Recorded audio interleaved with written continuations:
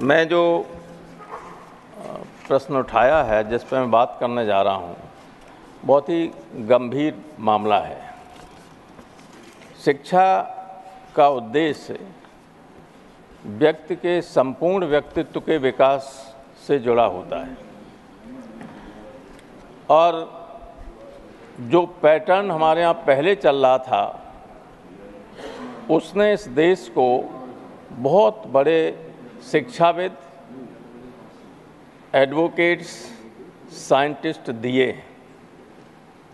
लेकिन नई शिक्षा पद्धति में और ख़ास तौर से जो कॉम्पिटिटिव एग्जामिनेशंस हैं, उनमें जो सिस्टम चालू किया है, उसने सारी पुरानी व्यवस्था को और जो एक्सप्रेस करने की क्षमता होती है अभ्यर्थी की या स्टूडेंट की, उसको ख़त्म कर दिया है। ऑब्जेक्टिव क्वेश्चंस जो पूछे जाते हैं, ये जो नकल और कॉपीइंग या ये सब होती है, अब पेपर लीक होता है, इसका सबसे बड़ा कारण ही ये है कि 15 मिनट में 100 सवालों का टिक मार्क करा के दे दिए उत्तर, लीक हो गया। आप जब पढ़ते थे तो कम से कम 200-250 शब्दों में किसी सवाल का जवाब देना होता था, उससे ज़्यादा भी। उसमें पूरा एक एक्सप्रेशन की क्षमता डेवलप होती थी अभ्यर्थियों में, स्टूडेंट्स में और शिक्षा पद्धति में। वो सब खत्म हो गई। आईएएस सिलेक्ट हो जाता लड़का आके, सेक्रेटरी कहता है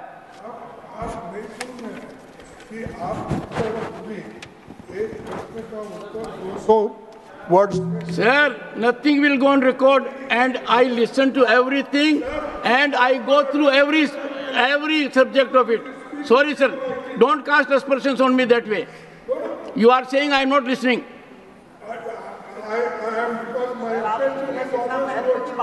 I am so glad, sir, आप मेरी तरफ देखते हो, पर मेरी समस्या है कि मैं हर बार आपकी तरफ नहीं देख सकता। जब आप बोलोगे तब आपकी तरफ देखूंगा, sir. Please cooperate with you. हमारा टाइम तो Professor Ram Gopal Yadav, with his all experience, is raising a very important issue. Please lend your ears to him. हमारा टाइम नए सिरे से शुरू करवा दें प्लीज। तो वो टाइम दिया, सब खत्म कर दिया करें सर।